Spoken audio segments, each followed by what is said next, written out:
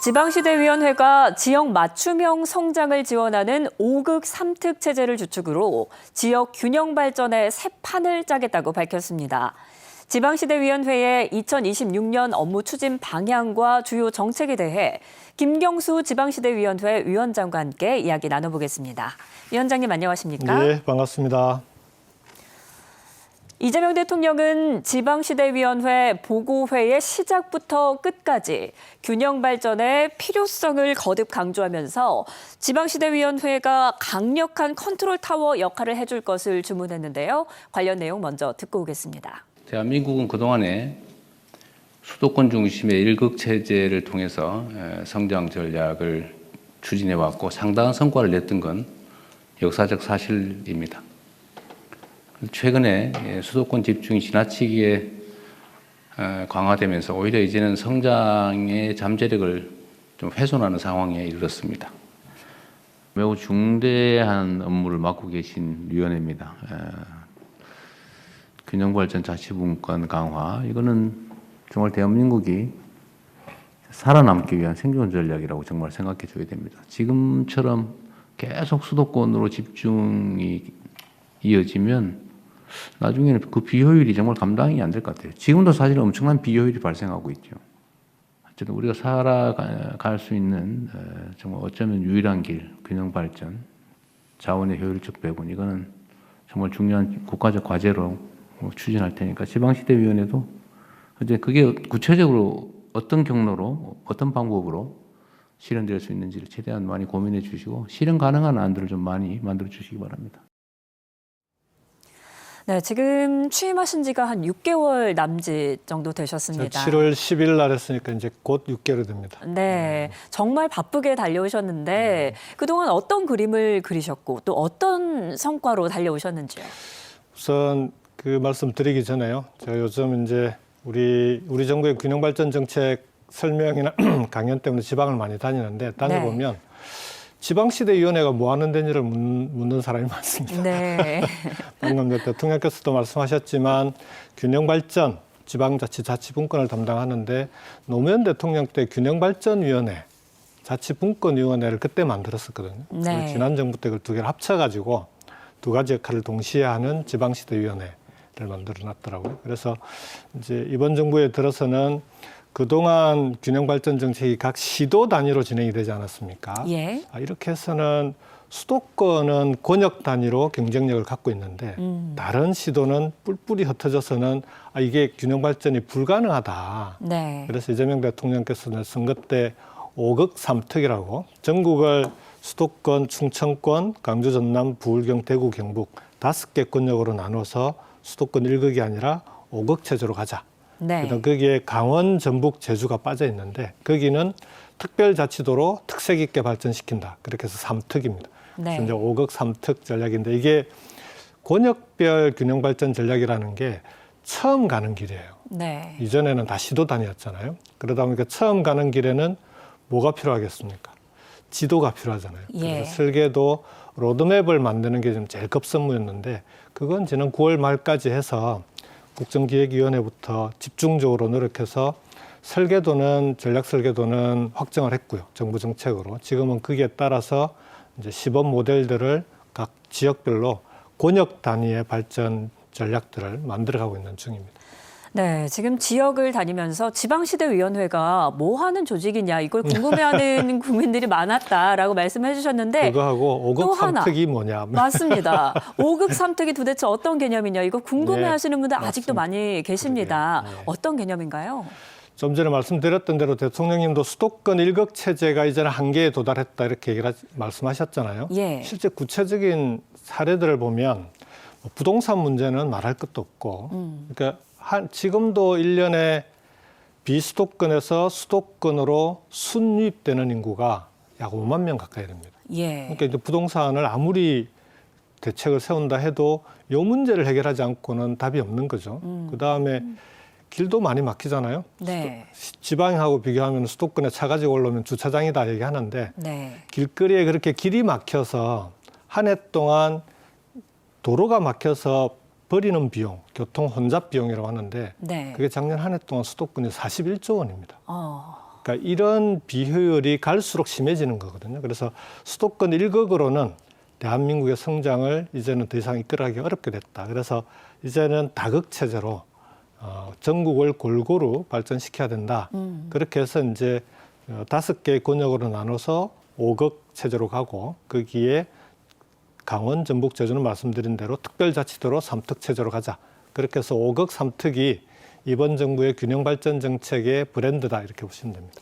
네, 이 5극 3특의 성공을 위해서는 반드시 또 풀어야 하는 문제가 양질의 일자리, 그리고 맞습니다. 기업의 지방 이전, 그리고 그게 실제로 투자로 이어지게 하는 부분인 것 같습니다. 그게 핵심이죠. 예. 네, 이거를 위해서 또 정부 차원에서도 지원이 필요할 것 같은데 어떤 전략이 있습니까? 이게 이제 지방의 기업의 투자, 특히 대기업의 투자가 이루어지지 않으면 네. 뭐가 문제가 되냐 그러면 좀 전에 한 해 약 5만 명 가까운 사람들이 수도권으로 몰려온다고 했잖아요. 네. 근데 사실은 20, 30대까지는 6만 6천 명이 와요. 그다음에 40대 이상은 2만 1천 명이 빠져나가서 그래서 이제 작년 한 해 4만 5천 명 수도권으로 몰려왔는데 결국 지방의 청년들이 지역에서 일자리를 찾고 거주하지를 못하고 수도권으로 올라와야 되는 네. 이런 구조가 문제인 거죠. 맞습니다. 근데 왜 수도권으로 오냐 물어보면 결국은 다 일자리 문제거든요. 그래서 청년들이 갈 만한 일자리가 지역에 많아져야 되는구나. 네. 저 청년들이 갈 만한 일자리가 어떤 게 있겠습니까? 대표적으로는 미래산업, 첨단산업 분야의 대기업들 아니겠어요? 예. 대기업 투자가 이루어져야 거기에 연계해서 창업 생태계도 만들어지고 청년들이 지역에 거주해야 관련된 문화라든지 이런 것도 함께 만들어지지 않겠습니까? 예. 그래서 이런 기업의 투자를 통해서 청년 일자리를 만들어갈 수 있도록 하자. 그래서 대기업들이 지역에 투자할 수 있게 하려면 어떻게 해야 되냐? 그래서 그걸 이제 대기업들하고 협의를 해서 요 정도의 지원과 특례들이 주어지면 검토해 보겠습니다라고 한 걸 모아놓은 게 성장 엔진 5종 패키지라고 부릅니다. 네. 어떤 게 있습니까? 5가지로 모아서 야, 이래도 지역에 투자 안 할래? 할 정도로. 그러니까 대기업들하고 얘기를 해보면요. 왜 지방에 투자 안 하십니까? 그동안 물어보면 제일 중요하게 얘기하는 게 사람 문제입니다. 네. 이게 뭐냐 그러면은 미래산업, 첨단산업의 대표적인 게 반도체잖아요. 예. 반도체 공장을 지으면 한 공장 하나에 그걸 팹이라고 하는데 10,000명 정도 뽑습니다. 그중에 석박사가 5,000명이에요. 네. 그러니까 석박사급의 인재를 수도권이 아니면 지역에서는 뽑을 수가 없습니다.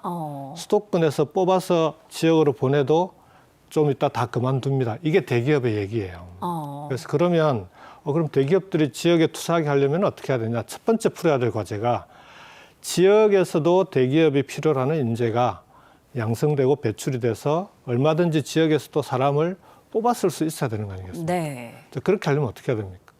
지역의 대학을 수도권 대학만큼 수준을 올려야 되는데 이걸 전국에 있는 대학을 다 그렇게 수준을 올리는 건 불가능하잖아요. 예. 그래서 이제 이재명 대통령 공약 중에 혹시 서울대 10개 만들기 들어보셨습니까? 그렇죠. 예. 이게 전국의 서울대하고 똑같은 대학을 10개 만들겠다는 게 아니고 네. 권역별로 전략 산업을 정하고요. 그 전략 산업 분야에 대기업 투자가 이루어지게 하고 대기업들과 협력해서 그 대기업들이 필요로 하는 인재를 전략 산업 분야만큼은 그 권역에서 집중적으로 지역의 대학을 육성해서 서울대 이상 가는 대학을 만들어주면 그러면 기업들도 그렇게 해서 인재가 배출이 된다면 우리도 검토해 보겠습니다. 이게 첫 번째고요. 인재 네. 양성. 두 번째가 그렇게 하려면은 지금 정부 R&D가 규모가 우리가 엄청 크잖아요. 근데 지금은 R&D 연구개발 사업이라고 하는 걸 정부가 어떻게 하고 있냐 그러면 프로젝트별로 공모를 다 해요. 네. 경쟁을 해서 이제 그걸 받아가게 되는데 그게 아니라 권역별로 전략 산업이 정해지고 대기업이 투자한다고 하면 네. 그 분야만큼은 그 권역에 R&D도 몰아주겠다. 이게 이제 R&D 투자. 세 번째가 그렇게 해도 이게 이제 기술을 개발한 다음에 대기업이 가장 어려워하는 게 규제입니다. 네. 규제가 우리가 되게 촘촘하게 돼 있잖아요. 그러다 보니까 새로운 기술을 적용하기가 쉽지 않은데 그 권역의 전략 산업과 관련된 기업들이 실증을 해나갈 때 필요한 규제 완화가 있다면 그건 광역 단위별로 지금까지 찔끔찔끔 규제를 풀어주는 방식이 아니고 광역 단위별로 규제를 확실하게 풀어주겠다. 규제 완화. 이게 세 번째고요. 거기에 재정 세제 지원. 이걸로는 규모를 많이 지원하기 어려우니까 국민성장펀드 150조를 통해서 확실하게 필요한 투자금도 지원하겠다. 이게 5종 패키지입니다. 네. 자, 이렇게 도와줄 테니 지원할 테니까 지역에 투자를 해달라. 이게 이제 이재명 대통령이 기업들을 만나면 늘 요청하는 사안이기도 합니다. 네, 이야기를 들으면 들을수록 교육과 세제, 맞습니다. 규제 완화 네. 이 모든 것들이 정말 유기적으로 작동해야 하는 그런 프로젝트다라는 맞습니다. 예. 생각이 드는데 또 기업형 첨단 도시 조성 계획도 발표를 하셨습니다. 네. 어떤 식으로 조성이 되는 겁니까? 기업형 첨단 도시는 그동안에는 이게 이제 기업 도시라고 하는 걸 중앙정부가 지정을 하고 예. 거기에 이제 기업들이 투자하게 만드는 방식인데 그게 아니라 이제는 기업들이 지방 정부와 함께 맞춤형으로 기업형 첨단 도시를 만들 수 있도록 하겠다. 첫 번째. 네. 두 번째는 이게 이제 기업 도시를 만들 때 보통 산업 단지를 만들면 생산 시설만 들어가잖아요. 네. 이제 그렇게 해서는 요즘 현대적인 추세에 맞질 않습니다. 요즘은 청년들이 보면 생산 시설뿐만 아니라 연구개발 시설 거기에 주거지까지도 자기들이 좋아하는 그런 친환경적인 주거지가 함께 어우러지는 직주락이라고 하는데요. 여기에 이제 문화시설들까지 즐길 수 있는 시설들이 하나의 섹터 지역 안에 만들어져야 그 안에서 자기들이 자유롭게 직장 생활도 하고 또 창업도 해낼 수 있는 그래서 기업형 첨단 도시와 창업 도시가 함께 가는 그런 구조를 만들어야 됩니다.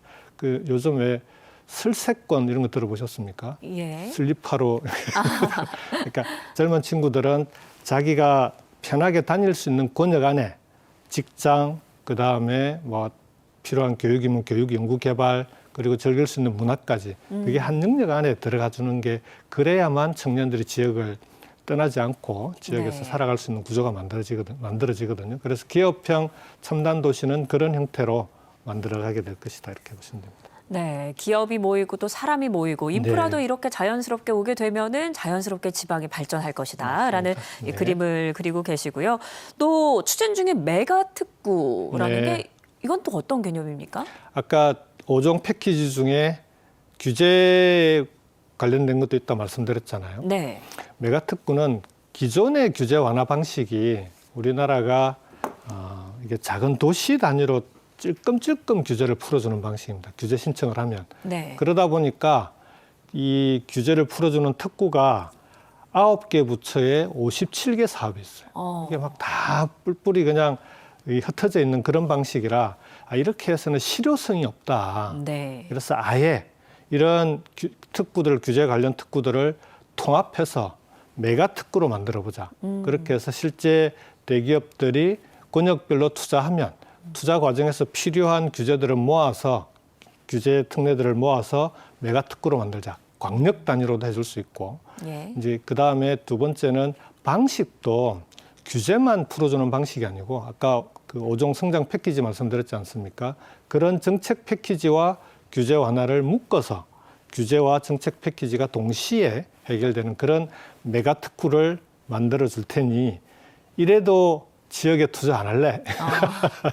그런 구조로 보시면 됩니다. 네. 네, 지방 살리기 그리고 지역에 투자하는 걸로 확실하게 뭔가 방향을 딱 잡아두는 정책이다 이런 생각이 이번에는 드네요. 워낙 대통령의 의지가 강하시고요. 네. 그리고 대기업들도 이제는 과거와는 좀 달라졌습니다. 이게 이제 두 가지인데 하나는 이전에는 대기업들이 전부 수도권에 다 바이오, 반도체 같은 미래산업 투자를 수도권에 하거나 조금 가봐야 충청권 정도에만 투자를 했는데 네. 이게 이제 AI 시대가 되면서 상황이 바뀌었어요. AI 시대에 들어가는 각종 인프라들은 전력이 엄청나게 많이 들어가잖아요. 예. 이게 수도권에 투자를 하기가 어려운 거예요. 그러니까 용인 반도체 단지 이외의 다른 투자들은 지금 잘 보시면 AI 데이터 센터 같은 게 다 지방에 들었습니다. 네. 다 전력 문제거든요. 그래서 이제는 오히려 AI 시대는 지방이 전략적으로 유리한 네. 그런 시대가 되고 있구나. 첫 번째. 두 번째가 한미 관세 협상이 타결된 뒤에 대기업들이 정부의 빚을 졌다라고 생각하지 않겠습니까? 예. 그래서 대통령을 관세 협상 타결 직후에 며칠 뒤에 만났는데 그 자리에서 앞으로 5년 동안 1,400조를 국내에 투자하겠다라고 약속을 합니다. 대통령께서 거기에 대해서 그러면 그거를 지방에 투자해 주세요. 600조는 용인 반도체 특화단지에 들어간다고 하니 그것도 좀 더 따져봐야 되겠지만 그럼 나머지 800조는 지방에 투자해 달라고 요청을 했는데 대기업들도 아까 말씀드렸던 대로 AI 시대의 투자는 지방에 투자할 수 있는 가능성이 높아진 거죠. 네. 여기에 그동안 어려워했던 아까 말씀드렸던 인재 양성이나 이런 R&D 이런 것들을 묶어주면 그럼 대기업 입장에서도 굳이 돈이 많이 들고 비용이 많이 드는 수도권에 투자하는 것보다는 지방에 투자하는 게 훨씬 효율적일 수가 있는 거죠. 이제 그런 시대로 바뀌고 있다. 이렇게 말씀드리겠습니다. 지역에 투자하는 게 오히려 기업들 입장에서도 이게 이익이네. 유리할 수 있죠. 네, 결국 인재 문제만 해결이 되면 얼마든지 검토 가능하다 이렇게 볼 수 있는 거죠. 네. 그리고 또 재정 정책 지원 체계를 지방 우선으로 재편을 네. 하겠다라고 하셨는데 이 모든 걸 가능하게 하는 게 네. 결국에 재정 문제가 아닐까 싶습니다. 그렇죠. 네. 이 균형 발전을 위한 재정 지원 어떻게 계획을 하고 계십니까? 대통령 취임하시자마자 주문을 하신 게 네. 지방에 어떻게든 우대할 수 있는 대책 정책들을 있는 대로 한번 모아보라고 하셨어요. 그래서 55개의 지방 우대 대책을 모았습니다. 근데 그게 뭐 어떤 게 있냐 그러면 그동안에는 아동수당이나 노인 일자리, 청년 일자리 지원 사업들 각종 여러 가지 사업들이 있잖아요. 그게 전국 어디서나 똑같이 다 지원이 돼요. 네. 근데 사실은 이게 이제 그렇게 되면은 지역 균형 발전이라고 하는 게 수도권에 있으나 지방에 있으나 차이가 없으면 그렇죠. 그러면 이건 지방에 안 그래도 여러 가지로 어려운데 지방에 살 이유가 없어지는 거 아니냐. 그래서 이제 가장 어려운 지역을 특별 지역, 그보다 조금 낮은 지역을 우대 지역, 그리고 이제 수도권을 포함한 이쪽을 수도권을 제외한 나머지 지역을 일반 지역 이렇게 비수도권 지역을 3개 등급으로 나누고 가장 어려운 지역에 아동 수당도 더 준다. 네. 노인 일자리 사업 지원금도 더 준다. 이런 식으로 차등해서 지원하는 대책을 만든 겁니다. 그래서 재정으로 하는 사업은 반드시 지역별로 이런 그 비수도권 지역 균형 발전의 관점에서 차등적으로 지원한다. 이게 이제 이번 정부 들어와서 원칙으로 좀 자리 잡고 있고요. 지금 여러 가지 새로운 사업들이 만들어질 때도 이런 게 적용될 수 있도록 일종의 이제 균형 발전 지표 같은 걸 만듭니다. 네. 그래서 그걸 가지고 균형 성장 영향 평가 제도를 만들어서 반드시 어떤 정책이나 예산을 세울 때는 이게 균형 발전에 어떤 영향을 미치냐 이걸 반드시 검토해서 추진하게끔 그렇게 준비를 하고 있습니다. 네, 이런 균형 발전을 통해서 결국에는 이 국토 공간을 재설계한다라고 하는데 이 어떤 식으로 추진이 이렇게 되게 되는 건가요? 그 대통령께서 이제 회의 때 보면은 늘 하시는 말씀이 수도권 일극 체제를 극복해야 된다. 이 말씀 많이 하시잖아요. 그렇죠. 그러니까 그동안 우리나라 이제 대한민국의 국토 설계가 수도권을 중심에 두고 수도권 집중형의 국토 설계예요. 네. 그래서 KTX를 전국으로 수도권으로 연결되는 KTX를 전국에 다 만들고 그래서 이제 수도권에서 지방으로 가는 걸 편리하게 만드는 이게 수도권에서 지방으로 가는 것도 편리하지만 거꾸로 지방에서 수도권으로 서울로 아무래도 이제 쏠림 현상도 당연히 함께 생기지 않겠습니까? 네. 그래서 이 수도권 집중형 국토 설계라고 하는 기존의 패러다임을 바꾸자는 겁니다. 네. 수도권 집중형이 아니라 전국을 5개 권역으로 나누고 그렇게 해서 다극 체제로 만들어 가겠다. 네. 그렇게 다극 체제로 만들어야만 기존의 수도권 집중으로 인해서 지금까지는 수도권 일극만으로도 대한민국 성장을 만들어 왔는데 특히 이제 정보화 시대는 대부분 수도권에 집중 투자를 했잖아요. 네. 그걸 통해서 대한민국이 여기까지 왔는데 AI 시대에는 수도권 집중 투자 방식으로는 더 이상 대한민국의 성장을 이끌어갈 수가 없는 시대가 돼버린 거죠. 그래서 수도권만이 아니라 전국을 다극 체제로 만드는 그런 국토 자체를 완전히 새롭게 설계해야만 지금의 균형 발전 정책이라고 하는 게 성공할 수 있다. 이런 얘기로 보시면 될 것 같습니다. 네, 그런데 이를 위해서는 이 지방 정부의 권한 그리고 책임이 강화가 돼야 하는 것도 필수적일 것 같습니다. 네. 이 부분은 어떻게 해결할까요? 아까 이제 지방에 차등적으로 우대하겠다라고 했잖아요. 예. 그 정도 가지고는 사실은 소위 이제 언발의 오줌 누기라고 하는데 그렇게 지방이 제대로 발전하기는 대단히 부족한 거죠. 그래서 이제 지방의 그 역할을 강화하는 데 있어서 지방 정부가 제대로 역할을 할 수 있도록 해줘야 됩니다. 근데 이게 지방 정부라는 표현도 우리 정부 들어와서 지금 공식화되고 있는 건데 사실은 지방 정부라고 부르지 않고 그동안에는 지방자치단체라고 해왔잖아요. 네. 그러니까 그게 사실은 지방 정부의 권한이나 재정 이런 게 축소되는 데 있어서 지방을 어떻게 바라보느냐 근본적으로 우리 법적으로 제도적으로 단적으로 보여주는 거죠. 그래서 이번에는 이재명 대통령이 지방 정부라고 하자. 그리고 네. 지방 정부의 재정, 권한, 행정의 여러 가지 자율성을 대폭 확대시키자. 그래서 재정은 재정분권 TF를 통해서 실제 재정을 지방의 이제 자율적인 재정을 늘리는 방향으로 만들어가고 있고 권한과 제도 문제는 결국 법을 개선해야 됩니다.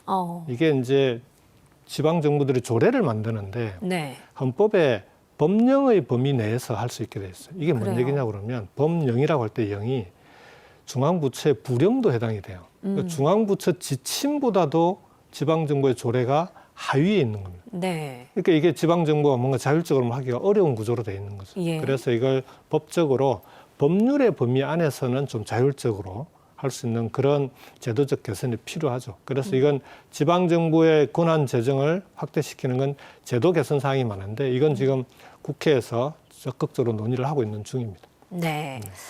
자, 대통령도 여러 차례 이 지방시대위원회의 중요성을 강조해 오기도 했고요. 네. 앞으로 이 위원회의 방향성 그리고 비전 마지막으로 말씀해 주실까요? 이제 지방시대위원회가 아까 균형발전과 자치분권을 동시에 지금 담당하고 있다고 그랬지 않았습니까? 결국은 지방 살리기라고 하는 이번 정부의 대통령이 가장 관심 있는 국정 과제 중에 하나인 이 정책을 성공시키기 위해서는 지방시대 역할이 대단히 중요한데 역할의 핵심은 뭐냐 그러면요. 균형발전 정책들은 부처 하나가 할 수 있는 정책들이 아니에요. 네. 다 여러 부처들이 협업해야 되는 그런 정책들이라 여러 부처들의 협업을 이끌어내고 그다음 그런 협업을 통해서 지방정부를 지원해야 되는데 지방정부도 함께 노력해야 되거든요. 그럼 중앙부처와 지방정부가 이 함께 협력할 수 있는 플랫폼 역할이 필요한데 지방시대위원회가 그런 중앙정부와 지방정부를 잇는 다리이자 플랫폼 역할을 해내는데 그렇게 돼야만 전체적으로 균형 있는 정책이 가능하다. 그래서 그런 역할을 적극적으로 잘할 수 있도록 최선을 다하도록 하겠습니다. 네, 이 균형 발전은 지난 정부 때부터 계속해서 네. 꿈꿔왔던 그런 과제인데요. 이번 정부에서 실현되는 것을 기대해 보도록 하겠습니다. 지금까지 김경수 지방시대위원회 위원장과 함께 이야기 나눴습니다. 위원장님 말씀 고맙습니다. 예, 고맙습니다.